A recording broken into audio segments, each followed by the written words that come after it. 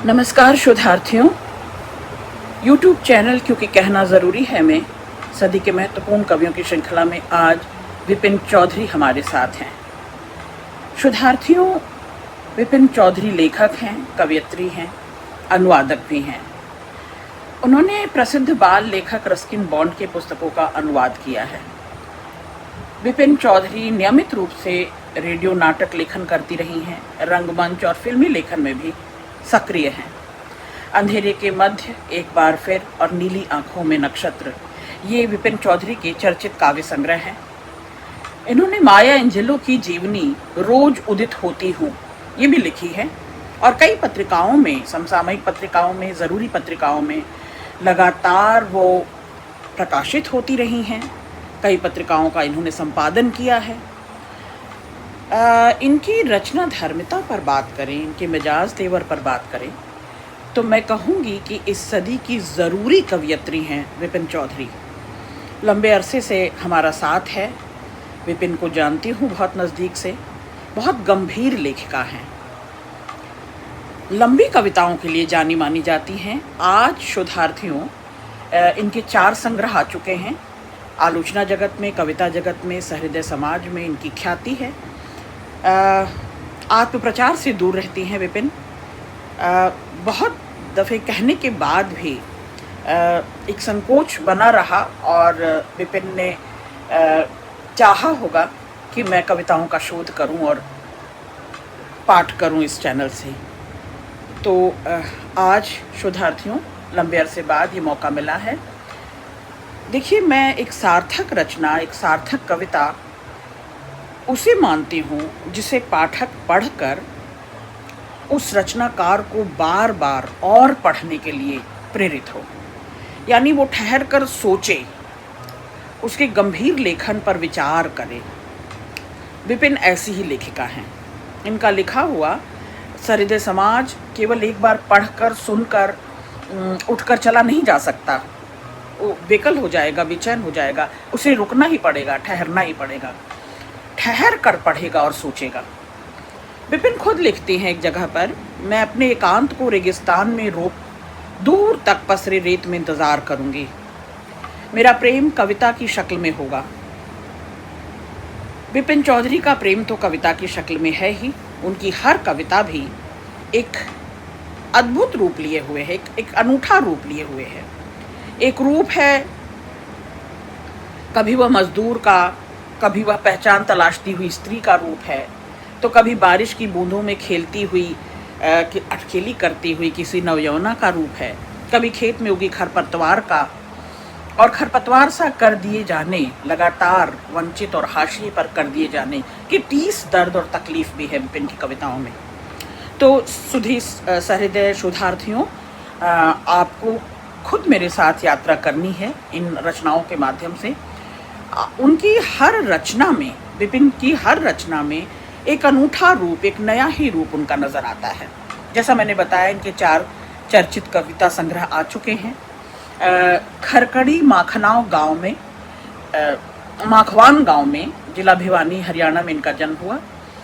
इन्होंने BSc की, science की विद्यार्थी हैं। MA लोक प्रशासन में किया, राष्ट्रीय मानवाधिकार पर। इनकी प्रकाशित रचनाओं, जैसे मैंने बताया, अंधेरे के मध्य से ये 2008 में, एक बार फिर ये 2008 में, नीली आंखों में नक्षत्र ये 2017 में, और अश्वेत लेखिका माया एंजेलो की जीवनी जो दखल प्रकाशन से प्रकाशित हुई 2013 में, रोज उदित होती हूँ। इन्होंने कुछ अनुवाद भी किए। अंग्रेजी राज में भूतों की कहानियाँ, ये रस्किन बॉन्ड की 2012 में आई अनुवाद है। युद्धरत आम आदमी, ये कविता विषय, स्त्री कविता विशेषांक 2016, और रमनिका गुप्ता की आदिवासी कविताओं में कविता संग्रह बोधि प्रकाशन से 2016 में आ चुका है। सम्मान और फहरिस्त पुरस्कारों की बात करूं तो प्रेरणा पुरस्कार, हरियाणा साहित्य अकादमी और प्रेरणा परिवार, या वीरांगना सावित्री बाई फुले पुरस्कार, भारतीय दलित साहित्य अकादमी द्वारा दिल्ली में पुरस्कृत रहीं। साहित्यिक कार्यों के लिए काव्य संध्या मंच, उकलाना मंडी द्वारा पुरस्कृत रहीं, और भारतीय भाषा परिषद कोलकाता की पत्रिका वागर्थ द्वारा प्रेरणा पुरस्कार से भी विपिन पुरस्कृत हैं। इन दिनों स्वतंत्र लेखन करती हैं। जैसा मैंने बताया कि ज़रूरी पत्र पत्रिकाओं में, गंभीर पत्र पत्रिकाओं में, साहित्यिक पत्रिकाओं में प्रकाशित होती रही हैं। विपिन चौधरी लगातार अपने समय को, समाज को और साहित्य जो समय और समाज को स्पंदित करता है, प्रतिबिंबित करता है, उसकी तमाम गतिविधियों में सक्रिय भागीदारी निभाती रही हैं। शोधार्थियों, अधिक बात न करते हुए आज हम उनकी 5 रचनाएं, वो रचनाएं जो छोटी हैं, जिन्हें बहुत सुना देखा पढ़ा नहीं गया होगा, लेकिन मैंने जानबूझकर खोज कर उन रचनाओं का पाठ करना चाहा कि इस बहाने से भी विपिन के शुरुआती दौर की भी हम बातचीत करें। पहली कविता है बाकी के रंग कहाँ हैं। यही 2 रंग हैं मिलेंगे हमारे पास, सुनहरा या फिर चमकीला। इन दोनों में से एक को चुन लीजिए, सभी के साथ मैच करेंगे। सुनहरा और चमकीला। विशाल बाजार में आपको ढेरों विकल्प दिखाई दे रहे होंगे, तो आप गलत भी हो सकते हैं। आप समझ रहे हैं ना, बाकी के रंग कहाँ गायब कर दिए गए हैं। पीला रंग जिसे थाम कर रोना सुहाता था, सफ़ेद जो हमारी आत्मा के साथ दोस्ती कर नज़दीक आ गया था, दूर से बीन लेता था जो आसमानी। कहाँ लोप है भूरा, नीला, बैंगनी। सामने तो है बस आंखों में गड़ता हुआ चमकीला, पीठ पीछे मस्खरी करता हुआ सुनहरा। फिर पूछने का मन है, आप में से किसी ने तो ज़रूर किसी रंग के वापस लौटने की आहट सुनी होगी। आप में से किसी ने तो ज़रूर किसी रंग के वापस लौट जाने की आहट सुनी होगी। विपिन चिंतन करती हैं इस समय और समाज में जो फैब्रिकेशन है, जो बनावटी, जो कृत्रिम तड़क भड़क है, जो साज सज्जा है, जो दिखावटी रंग हैं, यानी सुनहरा और चमकीला, जो वर्चस्व को ढोते हैं, जो आत्मप्रचार में लीन हैं, जो रोशन होते हैं, जो लगातार सामने फ्रंट में होते हैं और सबसे चुंधियाते हुए तेज़ रोशनी और तेज़ प्रकाश से भरे होते हैं। वे अपने में सबको समो लेते हैं, वे सबके संग घुल मिल जाते हैं बड़ी आसानी से। और जो स्वाभाविक रंग थे, जो नैसर्गिक रंग थे, जो मन को भाते थे, उसमें नीला, बैंगनी, सफ़ेद, पीले सब की चर्चा की है विपिन ने। जो प्राकृतिक थे, जो स्वानुभूत थे, वे कहाँ धीरे धीरे नेपथ्य में कर दिए गए, कहाँ धीरे धीरे अनवेलकम्ड, अनवांटेड कर दिए गए, अप्रासंगिक कैसे होते गए ये रंग। विपिन को ये चिंता है। बेहतरीन कविता, क्योंकि सब अपने अपने रंग और वो अपनी विभिन्नता में ही, अपने नैसर्गिक सौंदर्य में ही अच्छे लगते हैं। तो हर राग रंग की ज़रूरत इस सृष्टि को, इस प्रकृति को है, और विपिन इसका ख्याल रखती हैं। दूसरी कविता है अचंभा। सोचा करती थी मैं मृत्यु के बाद भी किसी अचंभे के लिए थोड़ी जगह होती होगी। दिवंगत आत्मा कहीं से कोई पुकार लगा कहीं दिवंगत आत्मा कहीं से कोई पुकार लगा देगी एक दिन, जैसे दरवाजे के पीछे छुपा कोई आकर कह देगा धप्पा। दुख को भरपूर जज्ब करने के कुछ महीनों बाद कोई नेक रूह सुख को मेरे पीछे लगा देगी। इस इंतज़ार में दिन अपनी गोलाई में गुम होते गए, रातें डामर की सड़कों की तरह बिछती चली गईं, सुबहें अपने स्वभाव जैसी ही उदास और बोझिल। कोई अचंभा नहीं घटा, कोई अचंभा नहीं घटा। हाँ, खुशियाँ लौट आईं एक दिन, फिर मैं भी भूल गई कि प्रतीक्षा थी मुझे कभी किसी अचंभे की। अप्रत्याशित कुछ घट जाए शोधार्थियों, कुछ अचानक यूँ हो जाए, कोई अचंभा घट जाए, कुछ अचानक यूँ हो जाए, उसका इंतज़ार एक लंबे अवसाद, लंबी पीड़ा, ऊब, उकताहट और बेचैनी के बीच हर मन उसकी प्रतीक्षा करता है कि कुछ अब अचानक ऐसा घट जाए कि ये बीत जाए, रीत जाए।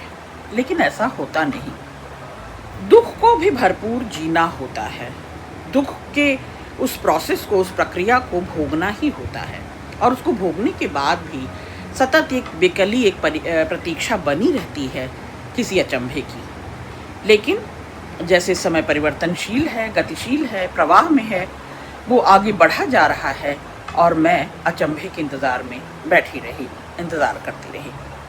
अगली कविता है उम्र से अधिक जीना। जीते रहे तुम बरस दर बरस, स्मृतियों की ऊर्जा को अपने वर्तमान में खर्च करते हुए अपनी छोटी महीन सी आयु रेखा का हवाला देना फिजूल है। अतीत से न जाने कितनी ही बार स्मृतियों को उठाकर फूंके हैं तुमने प्राण, स्मृतियों को उठाकर। ऐसा हर बार किया है तुमने मेरी अनुपस्थिति में, मेरे सामने करते तो मैं शायद बता सकती, जी चुके हो तुम इन स्मृतियों के जरिए कितने ही जीवन एक साथ। कितनों को कंधा दे ले गए हो मसान, लौट आए हो फूंकते हुए सिगरेट पर सिगरेट।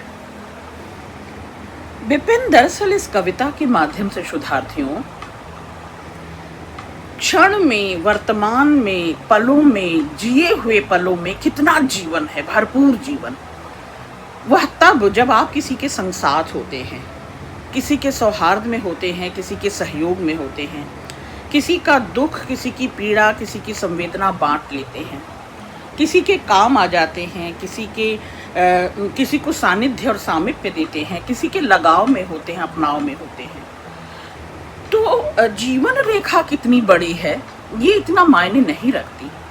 विपिन इस कविता के माध्यम से कहती हैं, जिंदगी लंबी नहीं लेकिन उन क्षणों में जिंदगी होती है जब आप किसी की स्मृतियों में, सुधियों में संवेदना बनकर बह रहे हो, जब आप किसी के अनुभवों में इजाफा करें, जब आप किसी का दुख सुख साझा करें।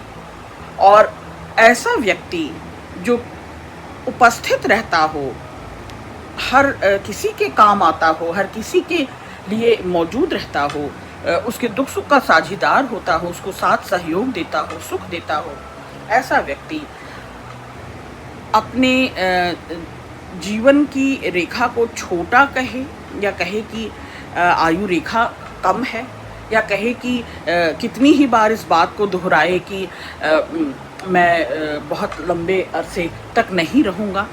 दरअसल उसका होना रहना आपके अनुभवों में, आपकी सुधियों में, आपकी स्मृतियों में सदैव बना रहता है, और वो आयु रेखा पर नहीं गिना जा सकता। वो उस अंतराल में, उस समय में कितना भरपूर जिया और कितना दूसरों को उसने भरपूर किया, ये महत्वपूर्ण है। बेहतरीन कविता थी ये। अगली कविता है जनपद कल्याणी आम्रपाली। ये थोड़ी लंबी कविता है लेकिन मैं पढ़ूंगी। भंते स्मृतियां अकेला छोड़ मुझे छलकती गगरिया कमर पर उठा पगडंडी हो लेती हैं। स्मृतियों के मुंह मोड़ते ही अजनबी झुर्रियां झुंड बना दोस्ती के लिए आगे चली आती हैं। अटखेलियां करने को आतुर हो उठी हैं बालों की ये सफ़ेद लटें। उफ, अब और नहीं भंते, और नहीं। मेरा दमकता नक्शिक घड़ी दर घड़ी दरकता चला जा रहा है। हर चमकती चीज़ क्या इसी गति को जाती है एक दिन। राष्ट्र को बनाने बिगाड़ने वाला मेरा सौंदर्य इतना कातर क्यों कर हुआ भंते। जिद्दी दुख जिसका रास्ता सिर्फ नीले तोते को मालूम था, अब वही दुख मेरे मदमाते शरीर में अपना रास्ता ढूंढने लगा है। मुक्ति की कोई राह है भंते, सीधी न सही आढ़ी टेढ़ी ही। वैशाली की नगरबधू जनपद कल्याणी बौद्ध भिक्षुणी के बाने भीतर भी आसक्ति के कतरों को अपने से अलग नहीं कर पा रही। इस अबूझ विवशता को क्या कोई नाम दिया है तुमने भंते। बिंबिसार की मौन मरीचिका के आसपास एक वक्त को मेरा प्रेम टूटी चूड़ी सा कांच था। बुद्धम शरणम के बाद भी किंतु अनुराग, प्रीत, मुग्धता के अनगिनत कतरे रड़कते हैं तलुओं पर मेरे। सौंदर्य क्या इतनी मारक चीज है तथागत, सौंदर्य क्या इतनी मारक चीज है तथागत। मेरे प्रश्नों पर तुमने एकाएक यूं मौन साध ध्यान की मुद्रा में खुद को स्थिर कर लिया। इस पूरी कविता में अतीत है, इतिहास है, इतिहास के धड़कते हुए कुछ पन्ने हैं, कुछ चरित्र हैं। तथागत से सवाल करती हुई नगरबधू, वैशाली की नगरबधू आम्रपाली, जब सारे सुख साम्राज्य को, सारे राग रंग को, प्रेम को, आसक्ति को, अपनाव को, लगाव को छोड़कर अ, अपनी भक्ति, अपने अनुराग और अपनी तल्लीनता को बुद्धम शरणम गच्छामि, तथागत के को समर्पित कर दे रही, तथागत के रास्ते पर, शांति के रास्ते पर, प्रेम और सद्भाव के रास्ते पर निकल जाती है, त्याग के रास्ते पर, तो वो लगाव, वो विरक्ति, वो राग रंग, वो विराग, ये समूची चीज़ें इस कविता में गुथी हुई हैं। और एक फ़लसफ़ा है कि मेरे इन मौन प्रश्नों का जवाब तथागत भी मौन में ही देते हैं। मैं लगातार अनुत्तरित रह जाती हूँ, मेरे सवालों का कोई जवाब नहीं मुझे मिलता कि ये लाग लगाव, ये अपनाव, ये प्रेम मेरा किस तरह से कमतर है उस विराग से, विरक्ति से, उस तटस्थता से। तथागत मौन हो जाते हैं, समाधिस्थ हो जाते हैं। और आम्रपाली, जिसके चरणों में पूरा वैशाली लहालोट है, उसके सौंदर्य में, उसके गायन, उसके नर्तन की निपुणता में, उसके यौवन की मादकता में हर कोई राह भूल सकता है। वह आम्रपाली अपनी आसक्तियों को, विषय वासनाओं को, इच्छाओं को, कामनाओं को किस तरह से एक तरफ करके बुद्ध मार्ग पर निकल पड़ती है, शांति मार्ग को अपना लेती है और बुद्ध के शरण में जाकर यह प्रश्न करती है कि ज्ञान, विज्ञान, तर्क बड़े हैं।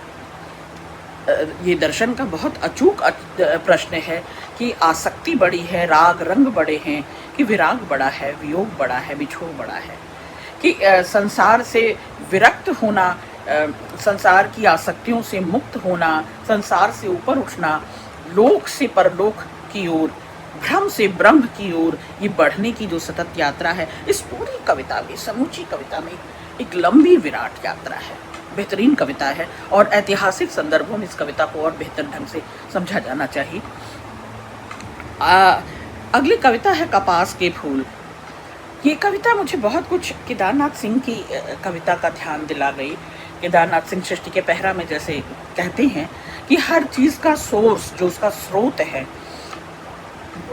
वो जीवित होता है उस रचना संसार में। और यहाँ पर विपिन चौधरी की कविता में भी मुझे वही संसार दिखता है जो जीवित, जागृत होकर सामने साक्षात करता है, सामने आकर खड़ा हो जाता है। दुनिया के सारे गुलाब हमने प्रेमियों को दे दिए, दुनिया के सारे गुलाब हमने प्रेमियों को दे दिए, गुलमोहर कटघोड़ों को सफ़ेद फूल मुर्दों की तसल्ली के लिए रख छोड़े, गुलदाउदी के फूलों ने हमारी सर्दी का इलाज किया, चीड़ की टहनियों से कुर्सी मेज बना दिए, सूरजमुखियों को एकत्र कर तेल कारखाने भेज दिया गया, कमल कमल लक्ष्मी के चरणों में चढ़ा दिए, हमारे सपनों के हिस्से कपास के सफ़ेद फूल ही आए, और आँख खुली तो सिर्फ फूल, झड़ी, टहनी। कपास के फूल जो तुरंत फाहे सा उड़ जाता है, एक फूंक पर, एक आह, निश्वास पर उड़ जाता है, अभी है और अभी नहीं है। तो हमारे सपनों में न ये गुलाब है, न गुलमोहर है, न सफ़ेद फूलों का गुच्छा है, न गुलदाउदी है, न सूरजमुखी है, न कमल है। ये सब अपने अपने हिस्से, अपनी अपनी जगहों पर, अपनी अपनी ज़रूरत पर, अपनी अपनी क्या कह सकते हैं, प्रासंगिकता के साथ जुड़ गए। एक कपास का फूल ही रहा जो हमारे सपनों में सफ़ेद शफ़ाक लगातार घूमता रहा, और आँख खुली तो वह सपना भी कपास की तरह झड़ गया। बेहतरीन कविता विपिन, आप की रचना यात्रा यूं ही आगे चलती रहे, आप और धीर गंभीर लिखती रहे, और लंबी कविताएं आपके मुँह से सुनना, आपको सुनना हमेशा रुचिकर रहा है। शोधार्थियों, मैं चाहूँगी समकालीन कवियों को पढ़ते हुए अपने पाठ्यक्रम में आप विपिन की कविताओं को भी तुलनात्मक रूप से देखें, समझें। बहुत शुक्रिया।